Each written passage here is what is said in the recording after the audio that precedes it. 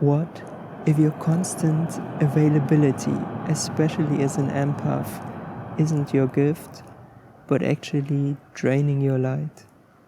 In this video, I'm going to discuss the importance of not being available. And this is what every empath needs to learn.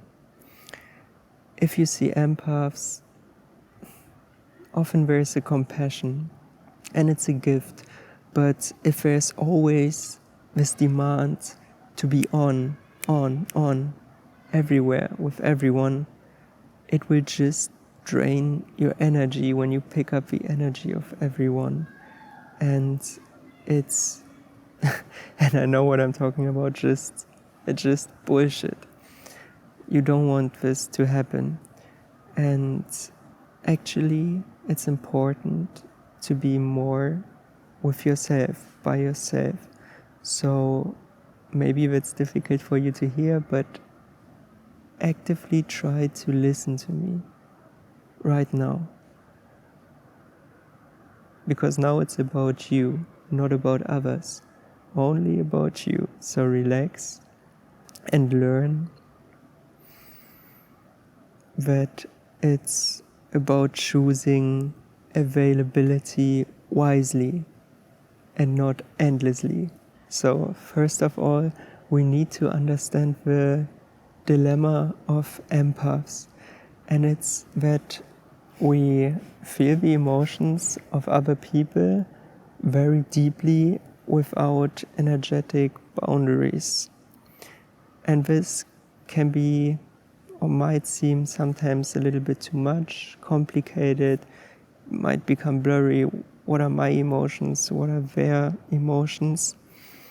And yeah, I just have a little ladybug here right now. It's kind of cute. And yeah, let's come back to the point.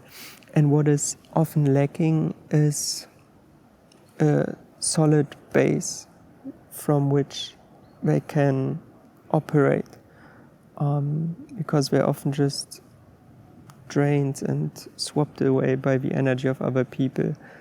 But what is needed is a solid base that doesn't move so much.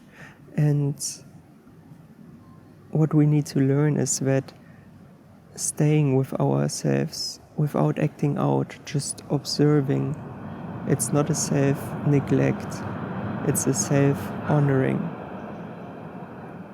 It's not that you neglect others, you start being with yourself.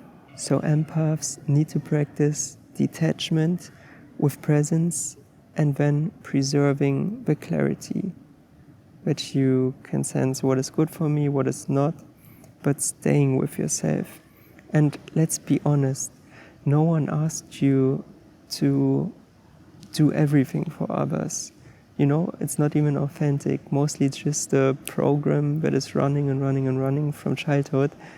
It can be from different scenarios, but mostly it's this, that in childhood probably you were busy for the needs of your parents, always watching out and not really being with yourself.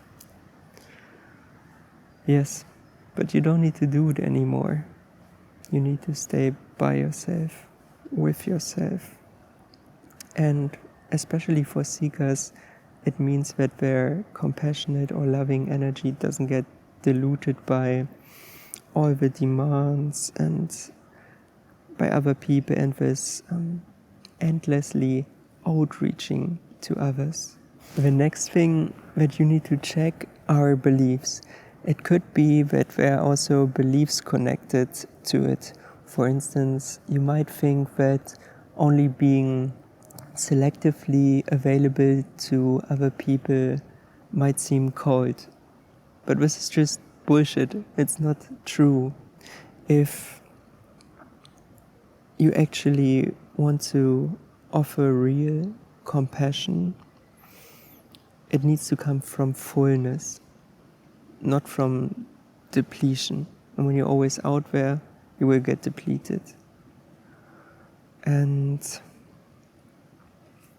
if you're by yourself, with this detaching and grounded presence, it's much more giving, much more solid, and much more healing for yourself and for others. And the last thing is to develop clear boundaries. So what you can do is you can just try to sense the outlinings of your body to feel the boundaries more clearly. This is a tip that I've got from a teacher, and I found it very, very valuable. It really helps. And another thing is to develop clear boundaries. Next time, if someone asks you to do something or whatsoever, don't jump right into it. Just pause, breathe out, relax, and ask yourself, if I do this, does it drain me or does it give me something? Is it expanding or contracting and draining? And then just act on this feeling and tell the other person and stick to it no matter what. The goal is be present, not available. And if you also think that sensitivity is an inner, let's say, strength, subscribe to the channel, and yeah, maybe you can also share your personal experience in the comments. And yeah, have a wonderful day.